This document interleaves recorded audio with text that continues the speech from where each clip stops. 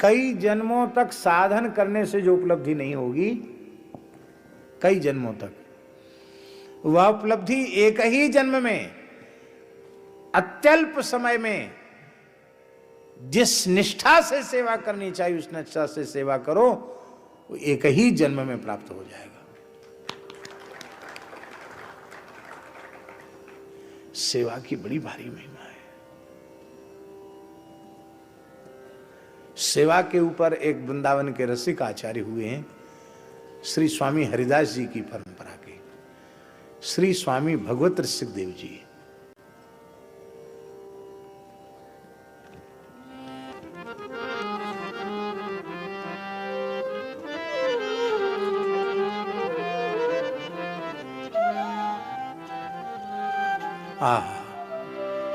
श्री स्वामी भगवत रसिक देव जी महाराज वे कह रहे हैं सेवा का स्वरूप क्या है।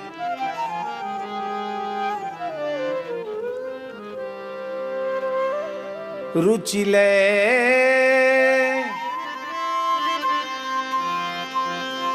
शुचि सेवा करे,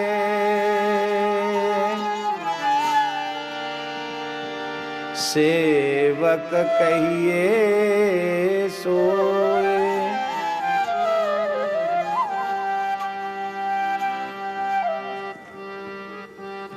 रुचि ले शुचि सेवा करे, सेवक कहिए सोए। तन मन धन अर्पण करे, रहे अपन को खोए। कितनी प्यारी बात है। सबसे पहले सेवक का धर्म है सेव्य की रुचि का विचार करे। रुचि ले शुचि सेवा, रुचि सेवा और शुचि सेवा। महाराज जी, सेवा में कामना आई नहीं कि पवित्र से पवित्र सेवा अशुचि होगी। सेवा का फल सेवा, कोई कामना नहीं, न भोग की न मोक्ष की, सेवा।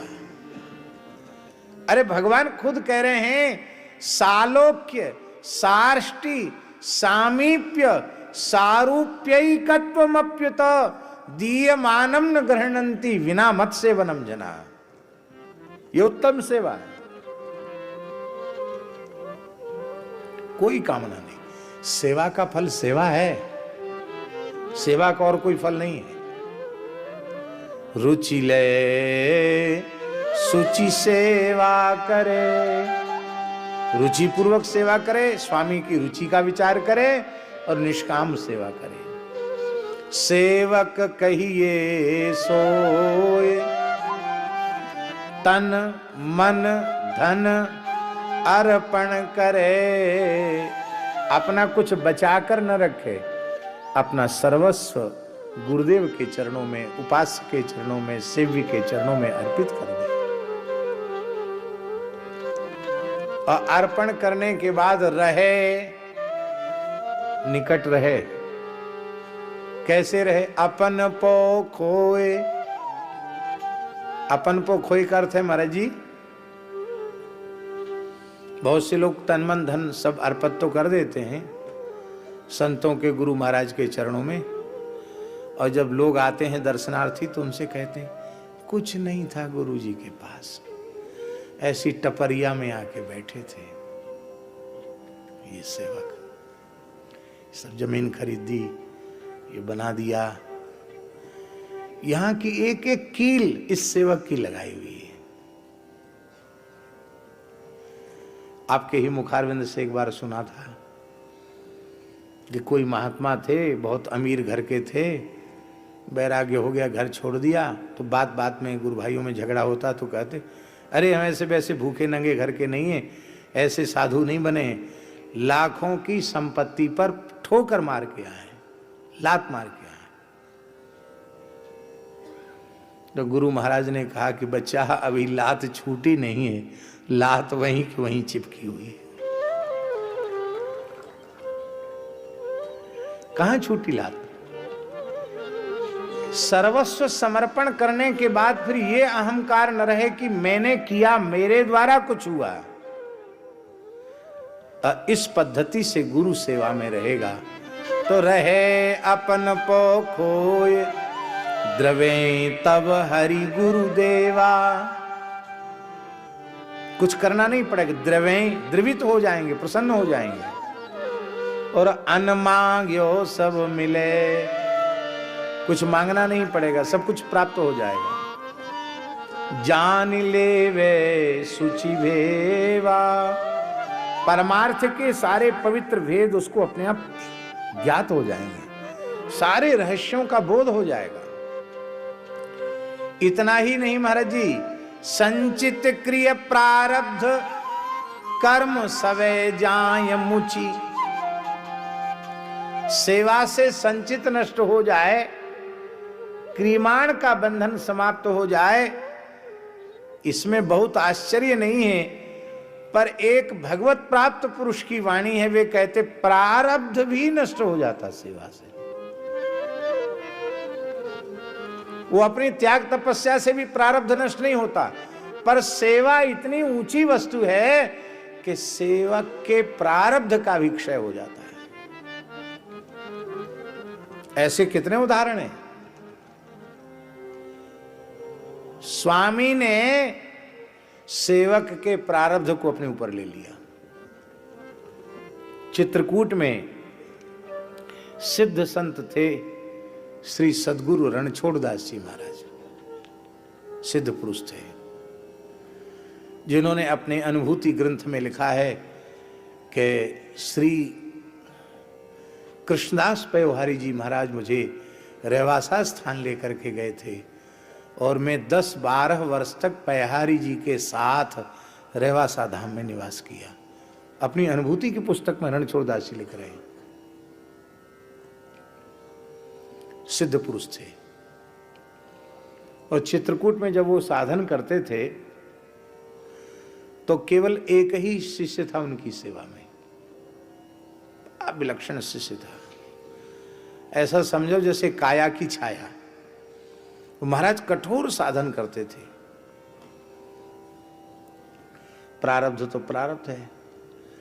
वो शिष्य को पहले कफ खांसी बनी और फिर दमा हो गया, श्वास हो गया। अब इतना भारी श्वास उखड़ गया, आप कल्पना कीजिए, आज से लगभग 80-90 वर्ष पुरानी बात होगी। उस समय की कल्पना कीजिए कि उस समय चित्रकूट में क्या स्थिति होगी। औषधि के नाम पर कुछ, न कोई चिकित्सक न कोई दवा। अब वो बेचारा चेला, उसकी तो हालत ये हो गई कि चल न सके, इतना श्वास फूले, उसका दम भरा है।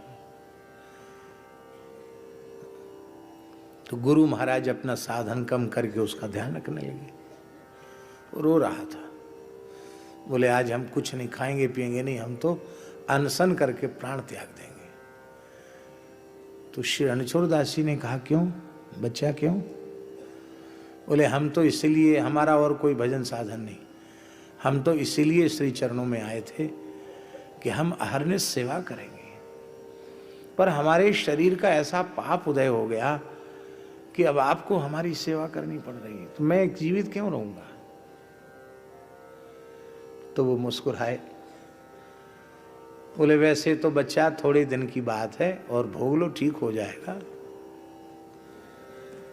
क्योंकि भोग से ही कर्म का क्षय होता है। लेकिन यदि इतनी व्याकुलता है तो ठीक है, तुम ठीक हो गए, समझ लो ठीक हो गए, अब करो सेवा। और महाराज को बस थोड़ा ज्वर आया और फिर ऐसा दमा, श्वास लेना मुश्किल। और महाराज जी बताते रहे ये दवाई करो, ये करो, तो करो। बोले चलो, तुमने नहीं भोगा, तुम्हारा हमने भोग लिया।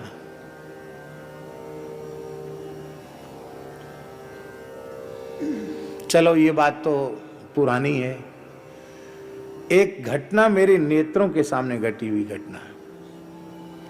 खाक चौक में पूज्य गुरुदेव पहाड़ी बाबा, जिनका हम पावन स्मरण अनेक प्रसंगों में करते हैं, बड़ी अद्भुत रहनी थी उनकी।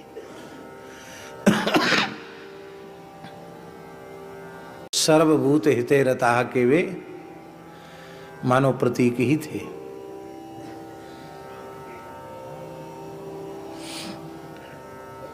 तो वृद्ध शरीर तो था ही, तो खांसी का सिरप ले रहे थे। उसी समय बंदर खांसा, नीम के ऊपर बैठा हुआ बंदर खांसा। अच्छा बच्चा, तुमको भी खांसी हो गई, जुकाम हो गए? अरे छींक भी आ गई, छींक जुकाम भी हो गए? हाँ बच्चा, बहुत बढ़िया दवाई है, गीता डॉक्टर नहीं दे के गई है। अरे बच्चा, बहुत बढ़िया दवाई है। बंदर आया, पेड़ से उतर के पास बैठ गया। दवाई चाटोगे? बंदर का तो अच्छा, तबीयत ठीक है? आंखों देखी घटना महाराज जी। तो बंदर ने हाथ ऐसे बढ़ा दिया, महाराज जी ने ऐसी कलाई पकड़ी। अरे राम राम राम, ओहो, हे भगवान, हे भगवान, हे गोविंद, हे गोपाल, अरे राम राम राम, इसको तो बहुत तेज बुखार है। अरे राम राम, इसको तो बहुत तेज बुखार है। ओहो, बहुत तेज बुखार है। इस बेचारे को कौन दवाई देगा? इसका कौन इलाज करेगा? ले बच्चा, बुखार की दवा तो मेरे पास नहीं है, खांसी की दवा है। ए मुंह खोल। बच्चे, बंदर ने मुंह खोल दिया तो उंगली से जीभ पर खांसी की दवाई चटाई। तांबे की एक लुटिया रहती थी, उससे अपने हाथ धो लिए और थोड़ी देर में कांपने लग गए। बोले बच्चा, हमको भीतर ले चलो, कोठरी में ले चलो। कंबल ओढ़ लिया, भीतर गए। तेज बुखार, केवल 10 मिनट में तेज बुखार।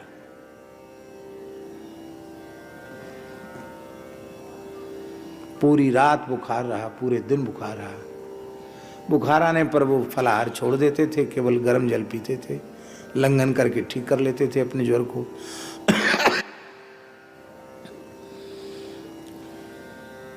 बाद में बोले, हमसे बोले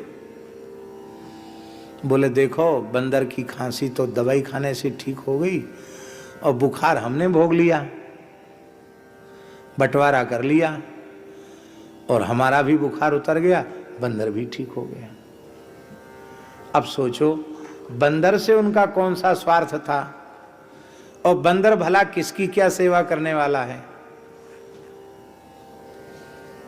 आज सवेरे सवेरे महाराज जी 5 बजे, 5 साढ़े 5 बजे हजारों गलगलिया चिड़िया आती, उनके दरवाजे पर पंजा और चोंच से प्रहार करने लग जाती, चीची चीची करने लग जाती। तो जैसे ही गेट अपना खोलते, कक्ष का द्वार खोलते, सैकड़ों हजारों चिड़िया भीतर, कोई गोद में बैठी, कोई यहाँ बैठी, कोई जटाओं पर बैठी, और सबको नमकीन खिलाते थे महाराज जी अपने हाथ से। तो बढ़िया गाय के घी का नमकीन प्राय तेल में ही लोग करते हैं। महाराज जी की लीला, वो उमंग नाम का बढ़िया कंपनी का घी आता था, उस घी में नमकीन बनाते थे। तो एक दिन तेल में बना दिया, तो जैसे ही डिब्बा खोल के नमकीन बिखेरा, चिड़िया नाराज हो गई, नहीं खाया उन्होंने नमकीन। हमारा नाम लेके बोला, अमुकदास। हाँ महाराज जी। देखो बच्चा, साधु की जबान नहीं बिगड़ती है, ये पक्षी हैं, इनकी जबान बिगड़ गई। नाराज होके चली गई, कहती हैं कि घी का माल खाएंगी, तेल का नहीं। राम राम राम राम, बेचारी इतनी आई थी, इनकी आज भिक्षा नहीं हुई। आंख में आंसू आ गया। बोले जा बुला के लाओ। अब मैं कैसे बुलाऊं चिड़ियों को? जा बुला के लाओ, महाराज बुला रहे हैं। हमने कहा आओ आओ चिड़िया, महाराज जी बुला रहे हैं। फिर चिड़िया आ गई। तो एक डिब्बा भर के किशमिश रखे थे। अच्छा माल खिलाते, लो किशमिश खाओ, किशमिश खाओ। किशमिश फैला दिया, किशमिश खाई।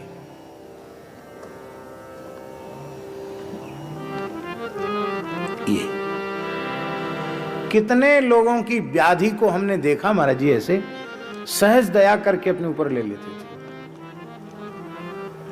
यद्यपि ये हम बहुत उत्तम नहीं मानते हैं कि हम अपनी आधी व्याधि अपने पूज्य जनों को दे दें।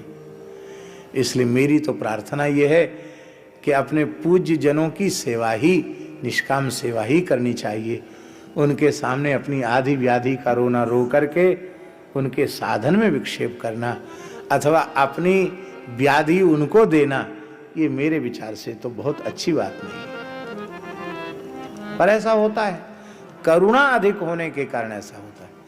संचित क्रिय प्रारब्ध कर्म सवे जाए मुचि, सब कर्म छोड़ के चले जाते, कर्म बंधन से मुक्त हो जाता है। आज लोग बड़े परेशान हैं इच्छाओं की पूर्ति के लिए, फिर किसी ज्योतिषी के पास, किसी तंत्र वाले के पास, किसी मंत्र वाले के पास, किसी गोली गंडा तावीज हैं और क्या क्या चीज होती है वो लाल धागा, पीला धागा, जाने क्या क्या टीवी में प्रचार आता है, उन लोगों के पास भटकते हैं लोग। अरे नारायण गुरुदेव भगवान ने तो साक्षात कामधेनु प्रदान कर दिए, किसी के द्वार पर जाने की आवश्यकता क्या है। ये गो माता साक्षात कामधेनु है। हृदय से भगवत भाव करते गो माता की सेवा करो, सारी इच्छाएं गो माता की सेवा से पूर्ण हो जाएंगी। विद्या की प्राप्ति गाय से, बुद्धि की प्राप्ति गाय से, धन की प्राप्ति गाय से, पुत्र की प्राप्ति गाय से, पुत्री की प्राप्ति गाय से, कहां तक कहें भगवान की प्राप्ति गाय से, ब्रह्म विद्या की प्राप्ति गाय से। उपनिषद में स्वामी जी कथा है ना, उपनिषद में कथा है कि गौतम ऋषि के पास एक बालक आया, बोले हमको अपने गुरुकुल में भर्ती कर लीजिए, हमारा जनेऊ संस्कार करा के हमको वेद पढ़ाइए। गुरुजी बोले तुम्हारा परिचय, नाम गोत्र बताओ। उसने कहा मेरी माताजी ने सेवा में लगी रही, संतों की, गौ माता की, उनको पता नहीं चला। उन्होंने अपने पति से पूछा नहीं, इसी बीच में मेरे पिताजी पधार गए, तो मेरी माताजी को भी पता नहीं कि हम किस गोत्र के हैं। बस इतना जरूर है कि हम ब्राह्मण हैं और मेरी माता का नाम जावाला है और मेरा नाम सत्यकाम है। अच्छा, गौतम जी बोले बिल्कुल ठीक है, तुम ब्राह्मण हो। ब्रह्म, क्योंकि इतना निश्चल निष्कपट भाव से ब्राह्मण ही अपने हृदय की बात, मन की बात कह सकता है। ब्राह्मण गौतम ऋषि ने उसका यज्ञोपवीत संस्कार करा के, संध्या गायत्री सिखा करके और उसको 100 गैया दे दी। कितनी गैया दे दी? 100 गैया दे दी। और 100 गैया दे करके कहा कि अब तुम जो है ये गैयाओं को ले जाओ और गैयाओं को चराओ और अपना नित्य समिधा दान करना, अग्निहोत्र करना, गो माता सुखी रहें, प्रसन्न रहें, ऐसा प्रयास अपने भीतर से करना। अपने भीतर से ऐसा निश्चय करना कि गो माता प्रसन्न रहे, सुखी रहे, और वह प्रेम से गोचारण करने लग गया। गैया चराते चराते कई वर्ष व्यतीत हो गए महाराज, कई वर्ष व्यतीत हो गए। उस बेचारे ने गिनती भी नहीं गिनी थी कि अभी हमारी गायों की संख्या 1000 हुई है कि नहीं, क्योंकि गुरुजी ने कह दिया था कि जब 1000 गायें हो जाएं तो तुम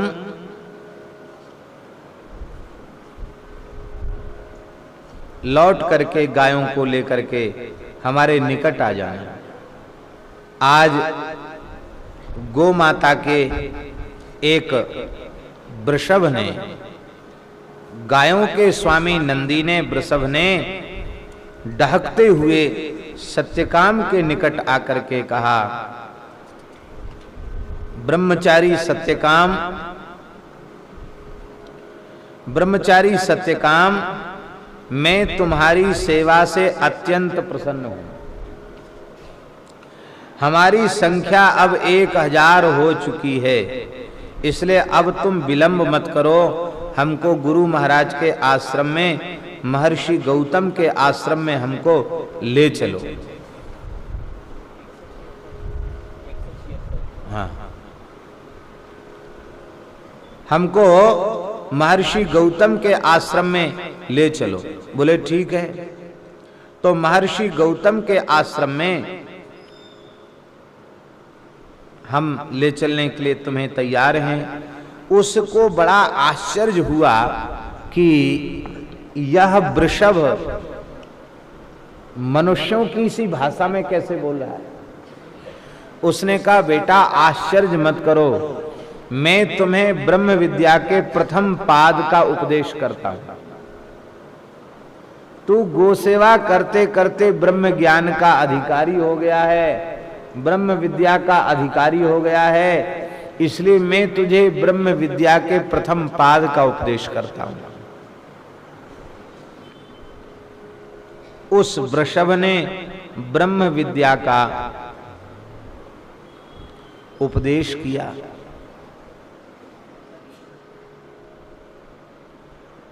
और अब सत्यकाम प्रसन्न होकर ब्रह्म विद्या के प्रथम पाद का उपदेश प्राप्त करके चल पड़ा। दूसरे दिन जहां पड़ाव किया वहां प्रातः काल की बात है, वह सरोवर में खड़े होकर के संध्या कर रहा था। उसी समय एक मदगु नाम के पक्षी ने कहा कि तेरी गुरु सेवा से, गौ सेवा से हम संतुष्ट हैं, ब्रह्म विद्या के द्वितीय पाद का मैं तुम्हें उपदेश करता हूं। तीसरे दिन के पड़ाव में सत्यकाम अग्निहोत्र करने बैठा था तो भगवान अग्नि प्रकट हो गए और उन्होंने कहा तू उत्तम गो सेवक है, तेरी गो सेवा से, गुरु निष्ठा से हम प्रसन्न हैं, ब्रह्म विद्या के तीसरे पाद का हम तुझे उपदेश करते हैं। ब्रह्म विद्या के 4 चरण होते हैं। कितने चरण? 3 चरणों का उपदेश दे दिया, अब चौथा चरण। बोले बिना गुरु से उपदेश साक्षात प्राप्त किए उपदेश पूर्ण नहीं होता, इसलिए चौथा चरण जो ब्रह्म विद्या का है वे तुम्हारे गुरुदेव श्री महर्षि गौतम तुम्हें प्रदान करेंगे।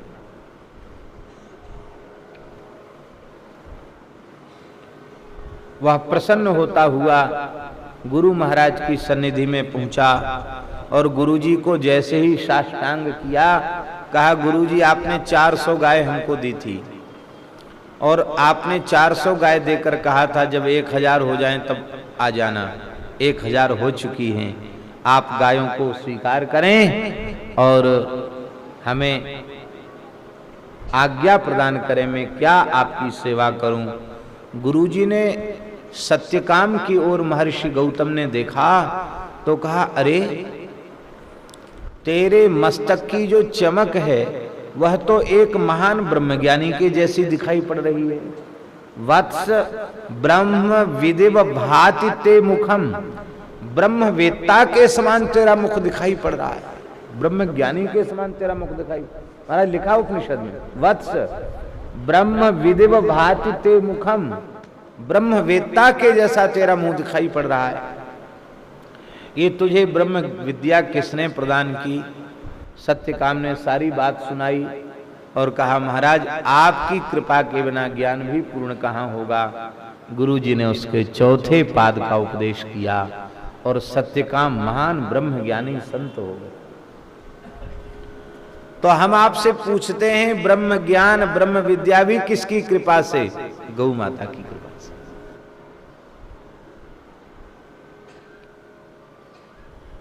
संसार की सारी कामनाओं को पूर्ण करने वाली गाय है।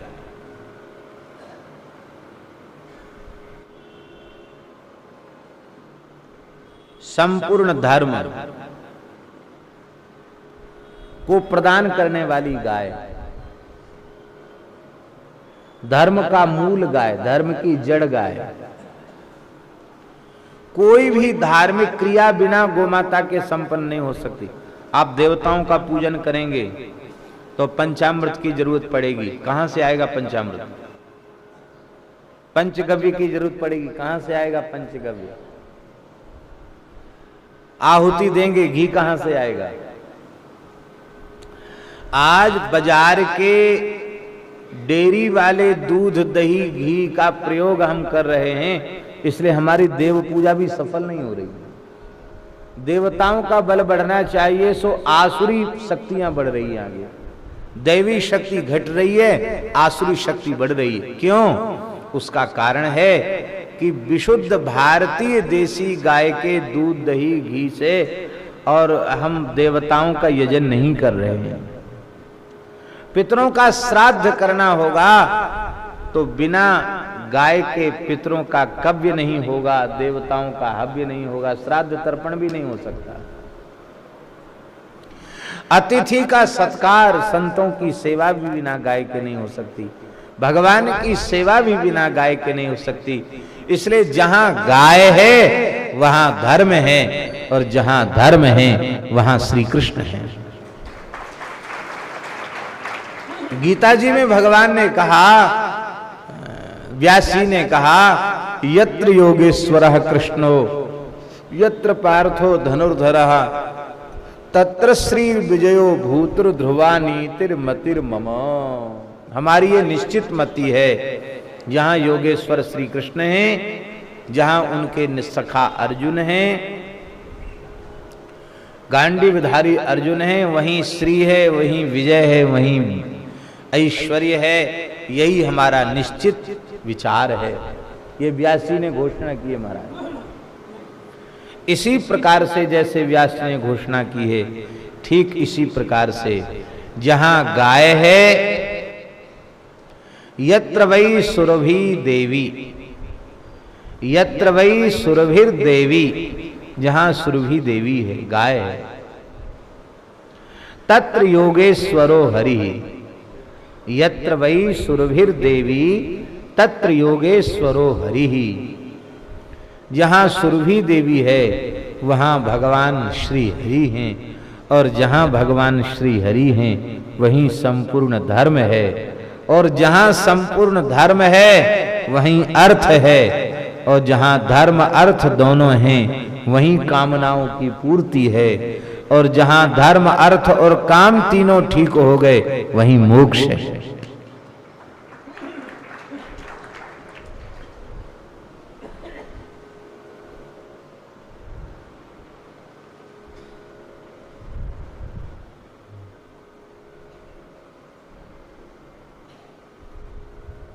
देखिए, संपूर्ण धर्म गाय में और संपूर्ण अर्थ गाय में।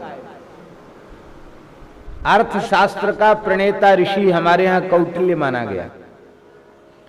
कौटिल्य महर्षि को अर्थशास्त्र का प्रणेता ऋषि माना गया। जैसे व्याकरण का ऋषि पाणिनि है, ऐसे ही अर्थशास्त्र के ऋषि कौटिल्य है।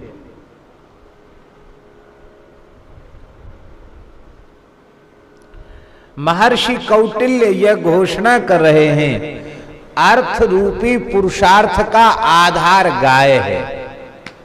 ये कौटिल्य ऋषि का अर्थशास्त्र है, उसमें वो कहते हैं अर्थव्यवस्था की रीढ़ गाय है।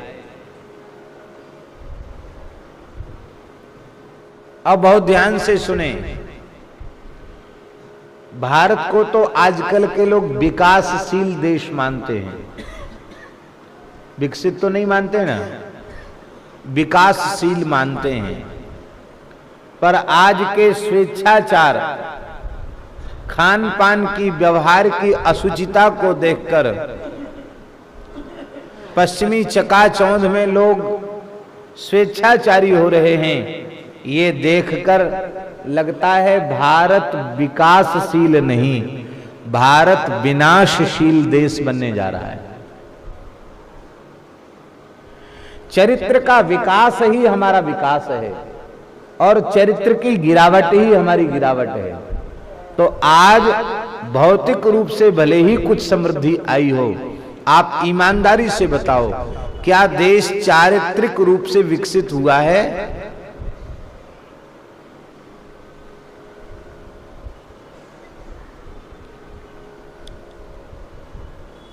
कल हमको जो गाड़ी में लेके आए थे,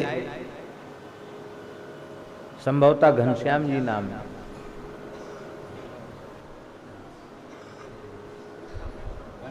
हाँ, तो घनश्याम, हमने पूछा उनको कि यहाँ बहुत देर रात में भी कभी बंबई आने का अवसर मिला तो ऐसे नहीं लगता कि 12 बज गए या रात को 1 बज गए, उस समय भी भीड़ भाड़ दिखाई पड़ती है।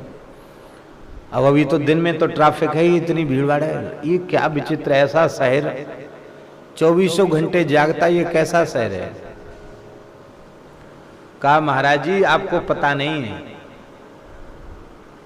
रात्रि को 10 बजे के बाद यहाँ के लड़के लड़कियों का दिन आरंभ होता है।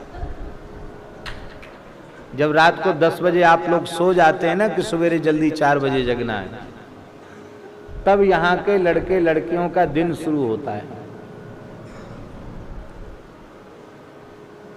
और पूरी रात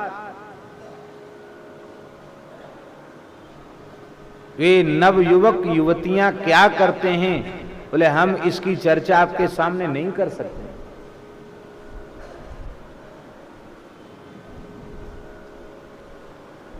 और समय ऐसा आ गया, परिवेश ऐसा आ गया कि आप अपने लड़के लड़कियों को रोक नहीं सकते कि रात कहां जा रहे हो,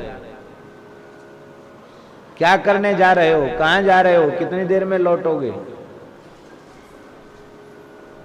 ज्यादा कुछ करोगे तो गोली खा लेंगे, जहर की गोली खा लेंगे, पंखे पर लटक जाएंगे, रेल की पटरी पर सो जाएंगे,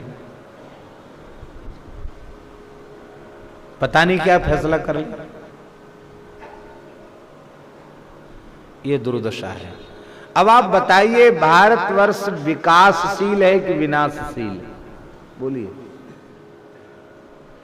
यदि भारतवर्ष जैसे पवित्र देश में धर्म और सदाचार इतना नीचे गिर गया है तो हम इसको विनाशशील ही मानेंगे, इसको विकासशील नहीं मानेंगे।